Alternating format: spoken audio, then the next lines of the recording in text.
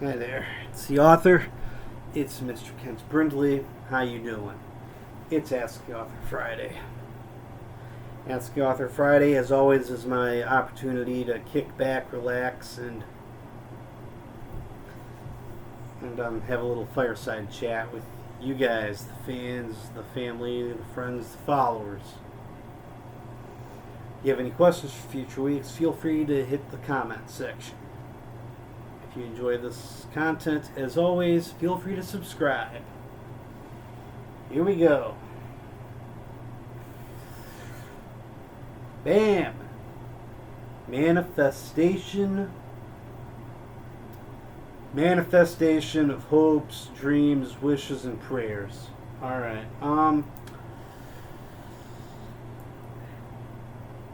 If you have something you want to manifest, you have a goal to grasp to. That's great.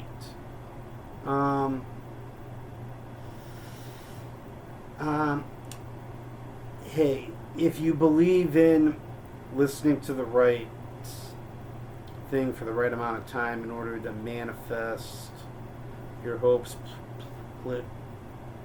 prayers, plans, dreams, and desires, at this point I'm willing to try anything. But when it comes to such goals as for me personally, getting a better job, attracting the love of my life, getting a better living situation, earning more money, getting traditionally published one day. All of these things I'm going to have to work for.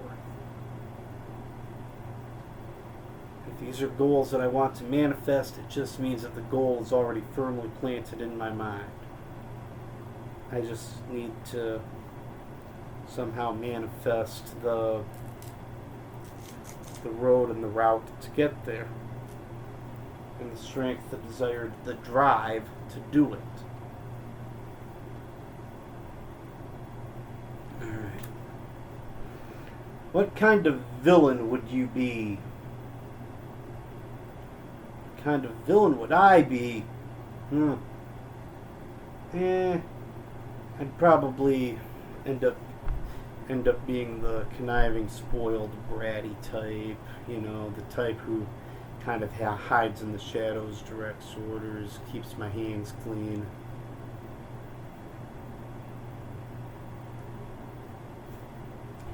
Now there's a piece of fiction for an author to write, that the author as the heavy.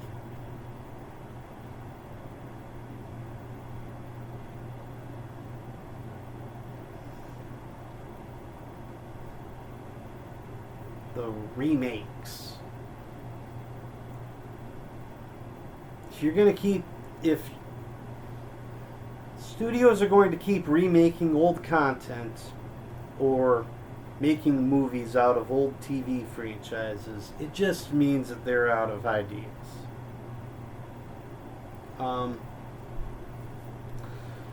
Now, if a studio chooses to make a remake of a franchise, that means the film itself is the studio's baby. Any poor decision making for that movie falls on the studio. You cannot be mad at a certain actress for simply accepting a role that would grant her a lot of notoriety. You should be pleased for her. You can even go out and enjoy the movie and be proud of the job she does. But if you disagree with the direction that a studio is taking a film, that falls on the studio. Not on the actors and actresses involved who are simply just doing their jobs.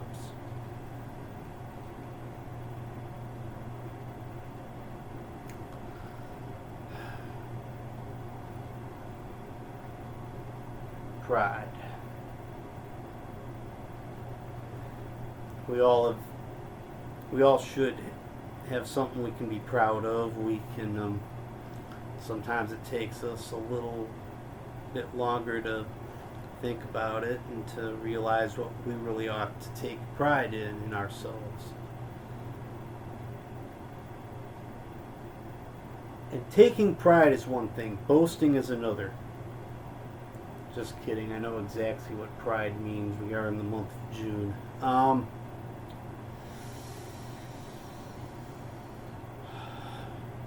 can I say? What can I say? Be proud of who you are. Don't let anyone take that away from you.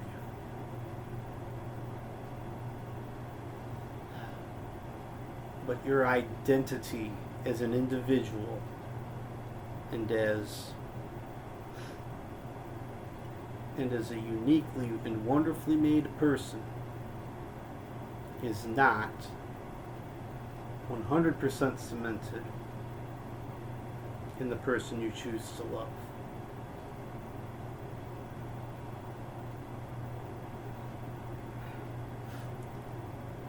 Obviously, be proud of your partner and support your partner in whatever they in the good times and the bad.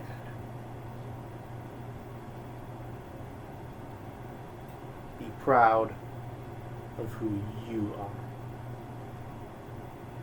And don't let anyone take that away from you without probable cause.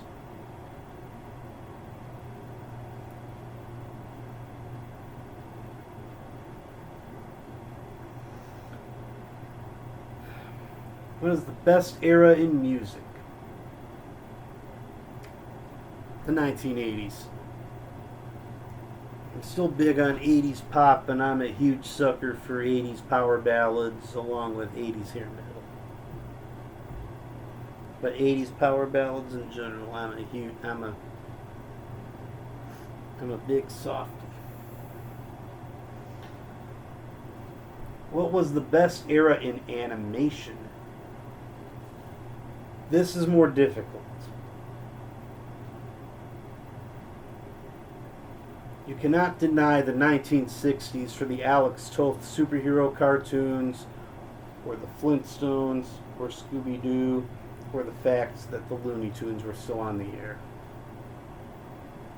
And still being made, new ones. The 1970s 1970s basically gave us Super Friends or the cookie cutter clones of Scooby-Doo.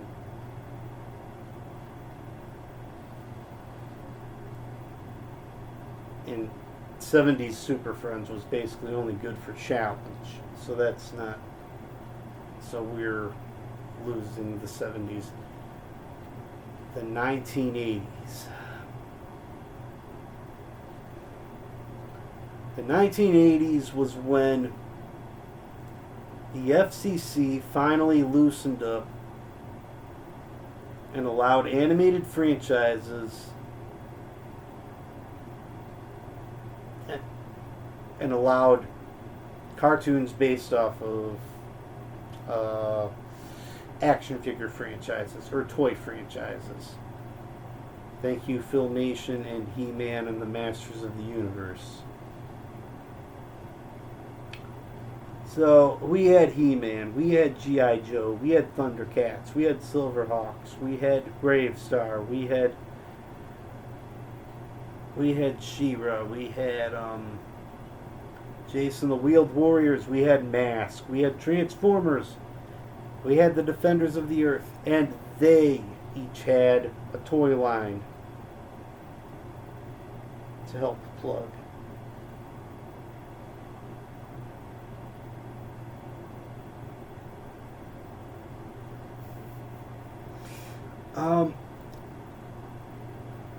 I have to go with the... I am going to take a lot of heat for this. I love the 80s cartoons. I love the toy lines that went along with them. I'm giving myself a lot of heat for this. I'm going with the 60s, if only for the Alex Toth cartoons. Space Ghost, Herculoids, Birdman, Johnny Quest, Yeah, I'm going with the 60s.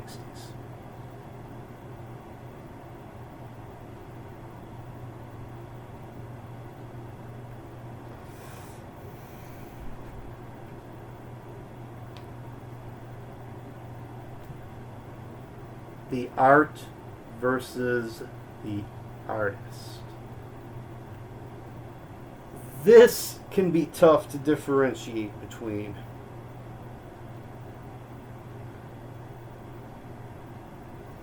I was listening to an old song by the Mamas and the Papas the other day when someone else brought up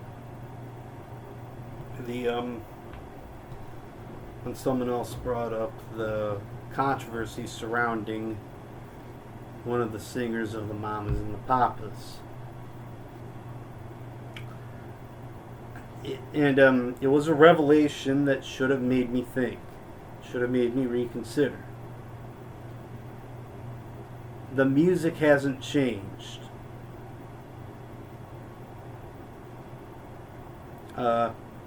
California Dreamin' did not turn into Afternoon Delight.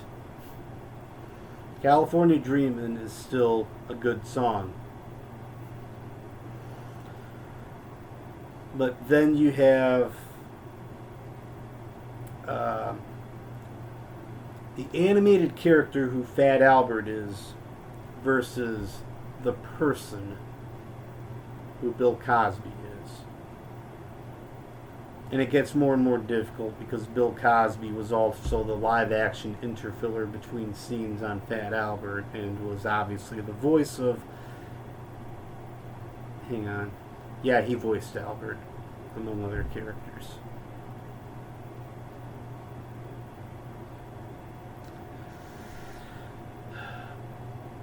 Fat Albert as a character is still someone you can learn a lot from.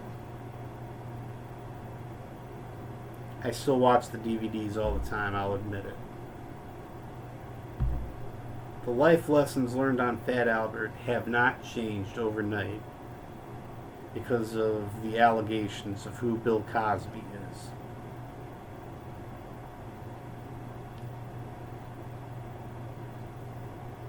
You look at your favorite childhood author, and now people in their 20s, 30s, and 40s. 20s and 30s would have grown up on this woman's work, excuse me. 40s, not so much. Anyway. And, you would think it was the first time that 20 and 30-year-olds have heard an opinion they didn't like. And what J.K. Rowling did is nowhere near what Bill Cosby actually did. J.K. Rowling expressed an opinion. I mean, you know what I mean. What J.K. Rowling did was to express an opinion, and it's nowhere near what the allegations against Cosby are. What do you do? Harry Potter is still the same book. Still the exact same book that 20, 30-year-olds grew up reading. The films haven't changed. The actors have spontaneously changed their minds about Ms. Rowling's work, if only to save their careers, but that's neither here nor there.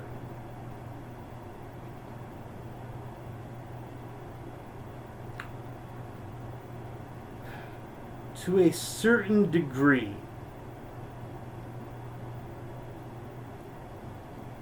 I feel like it's unfair to let revelations about an artist taint an art.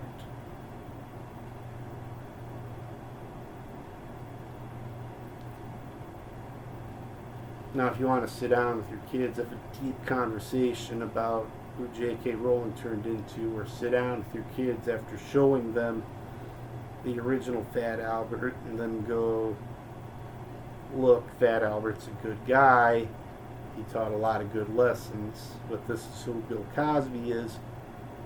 That's up to you. That is up to you. If you want to do that.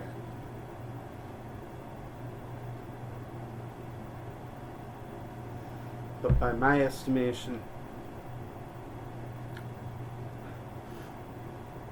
we all make mistakes. Some are worse mistakes than others, definitely.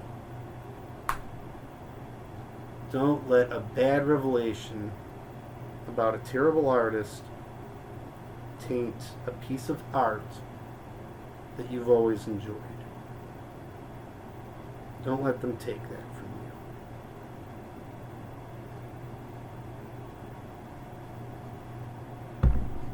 you. Alright.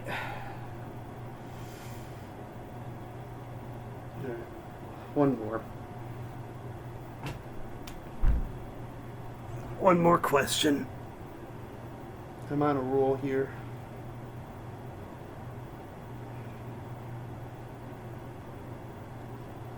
Films versus books. A film based on a book, the film has just turned into the director and producer's baby, and they are going to change it to suit their needs because the film is technically their project. They will edit and omit and add and change up scenes or characters because the film is the director and the studio and the producer's project. Reading a book and allowing it to play out in your mind as a movie the way that you might be able to see it, that's a totally different beast. Especially if it's a really good book. Especially if you're really into this book, you're really enjoying it, and you can just lose yourself in envisioning the characters, even placing the actors to them, and the scenes that are playing. I'm Kent Brindley. I'm the author. This has been Ask the Author Friday. I'll see you next week. If you have any questions for future weeks, feel free to comment. If you love this content, feel free to subscribe. I would appreciate it. Thanks.